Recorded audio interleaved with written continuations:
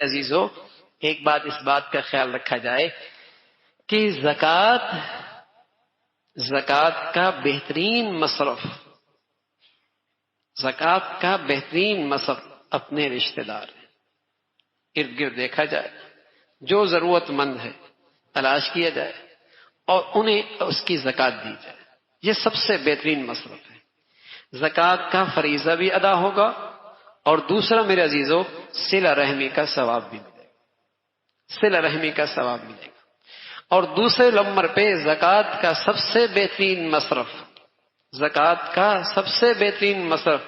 وہ دین کی خدمت کے اور دین کی حفاظت کے، دین کی اشاعت کی جتنی شکلیں ہیں اس میں مال خرچ کرنا، یہ زکوٰۃ کا بلکہ صدقہ اور خیرات کا سب سے اعلیٰ مصرف ہے۔ اس کی برکت سے بھی دگنا ثواب ملتا ہے۔ ایک ثواب تو ملتا ہے زکوٰۃ کی ادائیگی کا، اور دوسرا ثواب ملتا ہے صدقہ جاریہ کا، دین کی اشاعت اور حفاظت کا۔ بلکہ جتنی بڑھیا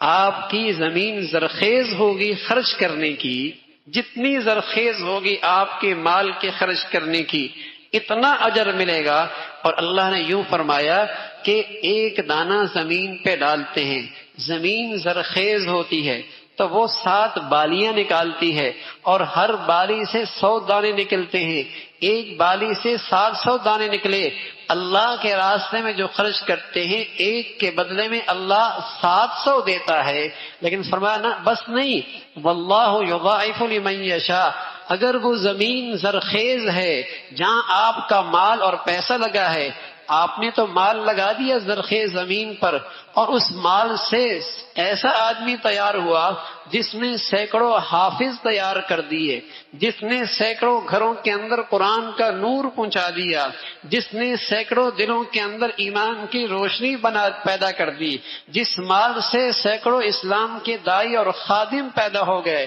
جس کی برکت سے اسلام کے مبلغ اور دین کے خدام پیدا ہو گئے، آپ کی نے مال خرچ کیا ایسی زرخیز زمین پر، تو اللہ کہتا ہے واللہ یضاعف لمن یشاء، پھر تو 700 گنا نہیں، اتنا بڑھا دوں گا جتنا پھر اللہ چاہے گا،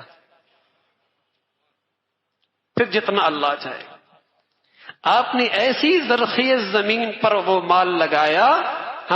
جس کے بدولت سینکڑوں لوگ حافظ بن گئے، ہزاروں لوگ اسلام کے داعی بن گئے، اور سینکڑوں گھروں کے اندر ایمان کی روشنی آ گئی۔ آپ کو تو اندازہ نہیں ہوا، لیکن ایسے لوگ آپ کے مال سے تیار ہو گئے جنہوں نے آپ کے لیے نیکیوں کا ایک ذخیرہ چھوڑا۔ تو بہت بڑی سعادت ہوتی ہے میرے عزیزو کہ مال میرا اتنے بڑھیا جگہ پہ لگے۔ تو دین کی خدمت، دین کی اشاعت، دین کی حفاظت کی جتنی شکلیں ہیں، یہ آپ کے مال کا سب سے بہترین مصرف۔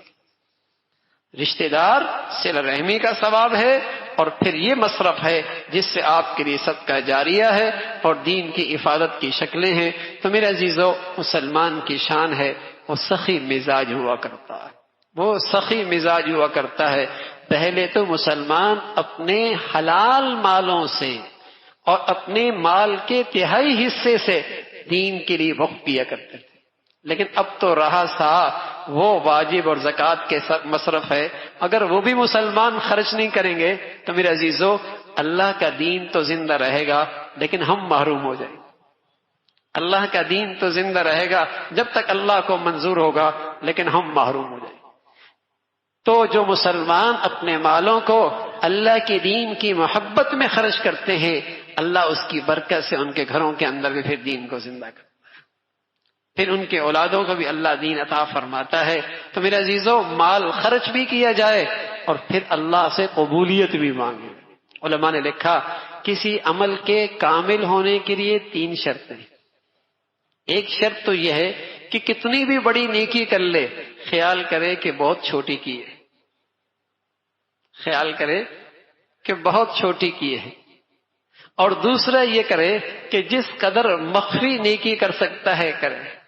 اور تیسرا فرمایا اس نیکی کے بعد اللہ سے قبولیت بھی مانگ لیا کرے، تو اللہ رب العزت اس نیکی کو کامل بنا دیا کرے، اللہ اس نیکی کو کامل بنا دیا کرتے ہیں۔ تو اللہ رب العزت بھائی ہمیں مال خرچ کرنے کی بھی توفیق نصیب فرمائے اور اللہ اسے قبول بھی فرما لے۔